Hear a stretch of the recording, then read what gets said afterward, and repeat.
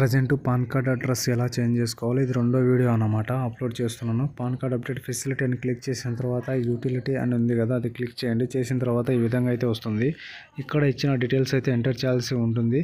Pan, Aadhaar, mobile number అని ఇచ్చారు కదా, ఎంటర్ చేసి క్యాప్చా కోడ్ ఎంటర్ చేసి కింద ఓకే అది అన్ని కన్ఫర్మ్ చదివినాను ఓకే చేసుకున్న తర్వాత మళ్ళీ డీటెయిల్స్ అని ఇక్కడ చూపిస్తుంది. ఆల్రెడీ మనం ఎంటర్ చేసినాం కదా, అవి చూపిస్తుంది. మళ్ళీ క్యాప్చా కోడ్ అలాగే ఎంటర్ అది క్లిక్ చేసిన తర్వాత మళ్ళీ సబ్మిట్ అని క్లిక్ చేస్తే మనకి చూపిస్తుంది అనమాట. ఈ విధంగా చూపించింది కదా, చూసిన తర్వాత మళ్ళీ మనకి వెరిఫికేషన్ చేసుకోండి. ఏ విధంగా చేంజ్ చేస్తున్నామంటే ఆధార్లో ఉన్నట్లు చేంజ్ చేస్తున్నాం కాబట్టి ఇక్కడ చూపిస్తుంది. దాంట్లో క్యాప్చా కోడ్ ఎంటర్ చేసి మళ్ళీ ఓకే చేయాలన్నమాట.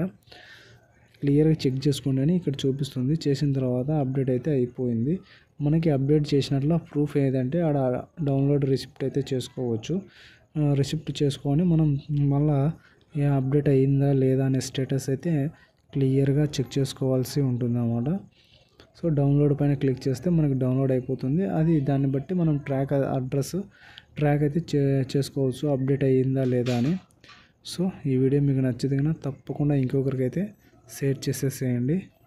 బై. నెక్స్ట్ వీడియోలో మళ్ళీ కలుద్దాం, ఇంకొక వీడియో చేద్దాం.